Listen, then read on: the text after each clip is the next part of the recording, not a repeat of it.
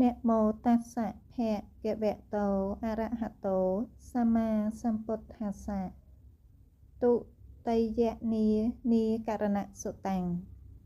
មនាលភិក្ខុទាំងឡាយបុគ្គល4ពួកនេះរមែងមានប្រកបក្នុងលោកបុគ្គល4ពួកតាដូចម្ដេចខ្លះ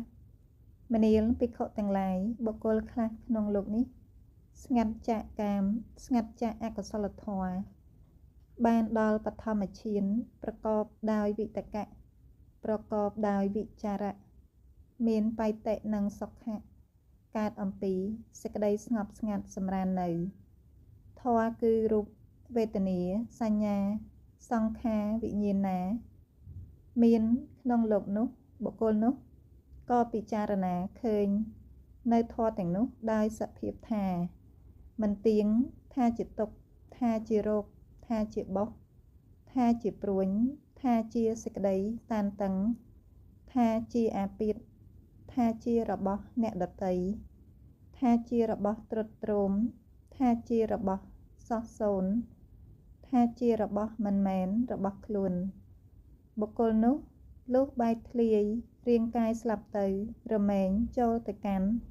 សហភាពនៃពួកទេវតាជាន់សុធាវាសមនាលភិក្ខុទាំងឡាយនេះឯងជាឧបបត្តិការកើតមិនបានទូទៅដល់ពុទ្ធជនទាំងឡាយឡើយមនាលភិក្ខុទាំងឡាយមួយទៀតបុគ្គលខ្លះក្នុងលោកនេះរស់រងាប់នៅវិតកៈនិងវិចារៈបេបានដល់ទុតិយឈានបេតតិយឈានបេ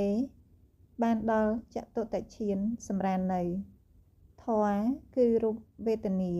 សញ្ញាសង្ខារវិញ្ញាណណា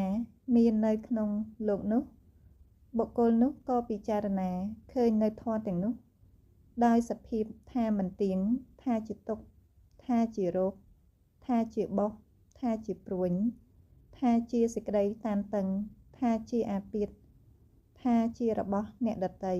ថាជារបស់ត្រុតត្រោមថាជារបស់សោះសូន្យថាជារបស់មិនមែនរបស់ខ្លួនបុគ្គលនោះលុះបែកធ្លាយរាងកាយស្លាប់ទៅរមែងចូលទៅកាន់សហភាពនៃពួកទេវតាជាន់សុធាវាសមនាលភិក្ខុទាំងឡាយនេះឯងជាឧបបត្តិមិនបានទូទៅដល់ពុទ្ធជនទាំងឡាយឡើយមនាលភិក្ខុទាំងឡាយបុគ្គល4ពួកនេះឯងរមែងមានប្រកបក្នុងលោក